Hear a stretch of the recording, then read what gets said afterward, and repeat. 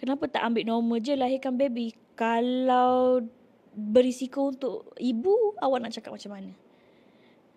Kalau risiko tu berat pada ibu. Tidur puas-puas kat lepas ni tak dapat tidur dah. Saya selalu je tidur. Petang tidur, malam tidur.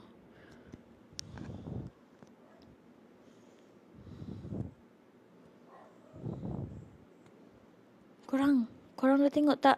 Korang tengok kambing kuning sekarang saya dah nak tutup live dah ni. Saya dah nak tutup live dah. Siapa yang belum purchase? Borak pasal pregnancy. Cepat korang. Yang mana belum grab, cepat grab. Kita pun dah nak remove makeup dah ni.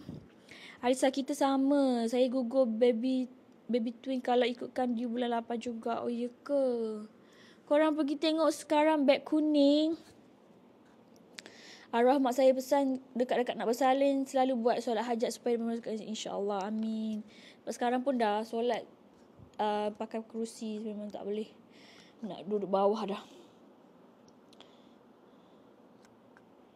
Bini Amber twin satu kantong Caesar 36 week sebab kurang air.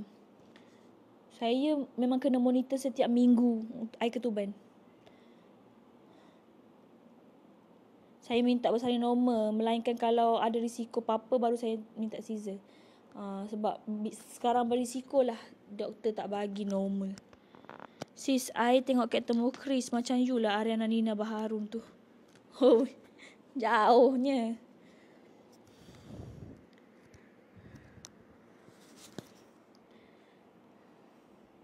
Tapi alhamdulillah rezeki saya pregnant twin. Alhamdulillah. Rezeki Allah bagi. Rezeki ni macam-macam kan. Rezeki ni macam-macam. Dalam bentuk apa-apa pun rezeki ni daripada Allah. So dan rezeki yang Allah bagi tu, dia ni boleh bersalin secara normal twin.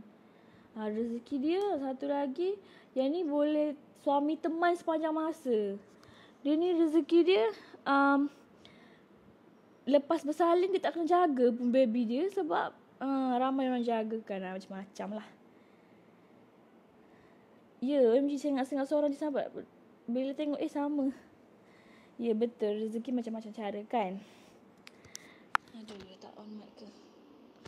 Hello.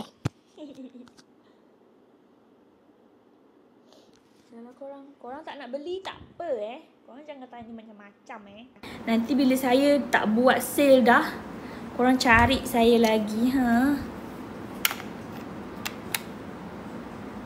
Saya dah tak nak dah.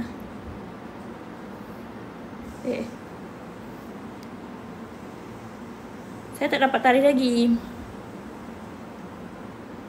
Baru jangan lupa doa masa bersalin positif, jangan stres. Tak ada, tak stres.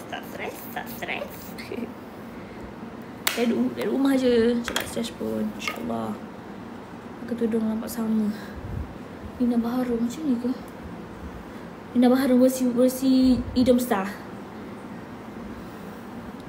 Saya makan kurma, saya minum air kelapa, sarap burung saya tak makan.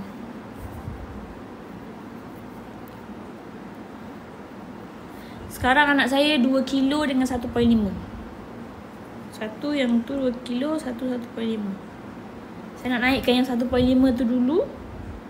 Barulah saya macam, okay, aku dah bisa setenang ini.